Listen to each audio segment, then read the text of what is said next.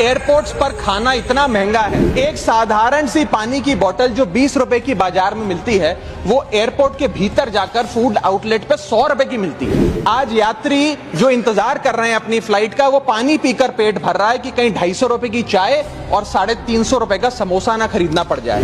बताइए सर, एक आम आदमी एयरपोर्ट पर अपने जहाज का इंतजार करते हुए क्या एक चाय नहीं पी सकता? क्या इस पर कोई रेगुलेशन नहीं होना चाहिए? क्या कोई अफोर्डेबल कैंटीन का मैकेनिज्म नहीं होना चाहिए?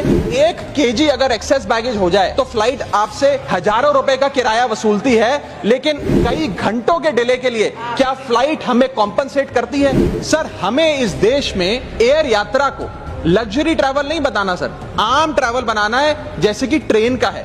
अगर ट्रैवल की रफ्तार बढ़ेगी तभी इस देश की रफ्तार बढ़ेगी। और एक और दिलचस्प चीज है, एक ही सेक्टर की, एक ही दिन की सेम एयरलाइन जो अलग अलग समय पर उड़ती है, ये कैसा देश है? गरीब अगर लोन लेता है उसके लिए दूसरे नियम। अगर एक गरीब आदमी 1 लाख का लोन लेता है, 50,000 का लोन लेता है, तो उसके घर बैंक के अधिकारी पहुंच जाते हैं, कॉलर पकड़ के उससे बैंक का लोन वापस लेते हैं। दूसरे तरफ ऐसा होता है कि अगर 5,000 करोड़ 10,000 करोड़ का कोई लोन लेता है तो उसका हाथ पकड़ के विदेशों में भेज दिया जाता है। मुझे भी ये लगता है कि लोन 1 लाख 2 लाख का ना लेके 1-2 करोड़ का, लाख करोड़ का लोन लो, फिर उसमें छुटाने की भी जरूरत नहीं पड़ेगी और सरकार भी हाथ पकड़ के बाहर लेके जाएगी। कैसे एक भारत श्रेष्ठ भारत बना पाएंगे हम? पिछले 9 सालों में प्रधानमंत्री मोदी जी ने लगभग 100 लाख करोड़, 3 गुना ज्यादा का कर्जा लिया हुआ है। तो कर्जा का हमने देख लिया। एक भारत और श्रेष्ठ भारत कैसे होगा जब महंगाई इतनी ज्यादा है? तो जिस दिन इस देश का हर व्यक्ति समान भोजन करने की स्थिति में पहुंचेगा, उसी दिन ये देश श्रेष्ठ भारत बनेगा और एक भारत बनेगा। अगर मैं रोजगार के पक्ष में बात करूं तो मोदी जी ने कहा था कि 2 करोड़ के आसपास रोजगार देंगे। रोजगार कहां गया? आप कहते हैं एक भारत श्रेष्ठ भारत। आप क्या कर रहे हो संविधान के साथ? आप धज्जियां उड़ा रहे हो संविधान से। आपका मकसद क्या है? आपका मकसद तो हमें मालूम है, 2014 से हमें मालूम है आपका मकसद क्या रहा है। कभी घर वापसी, कभी लव जिहाद, कभी ट्रिपल तलाक, कभी CAB, कभी NRC,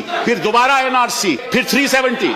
आपका लक्ष्य हमें मालूम है, आपका नजरिया भी मालूम है। आप नाम से, किसी के नाम से पता करना चाहते हो इस देश में वो रहेगा या नहीं रहेगा। You are destroying the future of this country. गृह मंत्री जी ने सही कहा कि यह एक बड़ा ऐतिहासिक बिल है। हाँ, ऐतिहासिक बिल है क्योंकि आप संविधान की बुनियाद को बदलने जा रहे हैं, इसलिए ये ऐतिहासिक बिल है। आप हमारे इतिहास को बदलने जा रहे हैं, इसीलिए ऐतिहासिक बिल है। और आपने ये भी कहा कि करोड़ों लोग एक नए सवेरे को कल देखेंगे। मैं आपसे ये भी इल्तिजा करना चाहता हूं कि लाखों लोग की रात खत्म नहीं होगी, ये काली रात खत्म नहीं होगी। आप कहते हैं कि आपके प्रधानमंत्री जी सबका साथ और सबका विकास में विश्वास करते हैं। सबका विश्वास तो उन्होंने खो दिया, क्योंकि 2014 से लेकर अब तक सबका साथ उन्होंने कभी भी नहीं दिया। जिस देश में 80 करोड़ लोगों को 5 किलो राशन के लिए कतारों में लगना पड़ता हो, उस देश में यह सरकार 12 लाख तक के टैक्स न लेने के लिए अपनी पीठ थपथपा रही है। हुकूमत इस कदर आवाम पर एहसान करती है, ये आंखें छीनती है और चश्मे दान करती है। बहुत कम बोलने वाले डॉक्टर मनमोहन सिंह ने बहुत ज्यादा बोलने वाले प्रधानमंत्री जी को जब देश की बागडोर सौंपी थी तो $1 58 रुपए का था। आज 85 से 87 के बीच में झूल रहा है। इन दिनों रुपए की अहमियत गिरती है तो न तो देश की प्रतिष्ठा गिरती है, ना प्रधानमंत्री की गरिमा। जिंदा रहते हुए जनता से हर चीज पर टैक्स वसूलने वाली यह सरकार कम से कम मरने पर तो लोगों को बख्श देती, लेकिन नहीं, वहां भी लूटना है। अंतिम संस्कार के सामान, अगरबत्ती, धूप बत्ती, केवड़ा जल, चंदन पाउडर, जौ,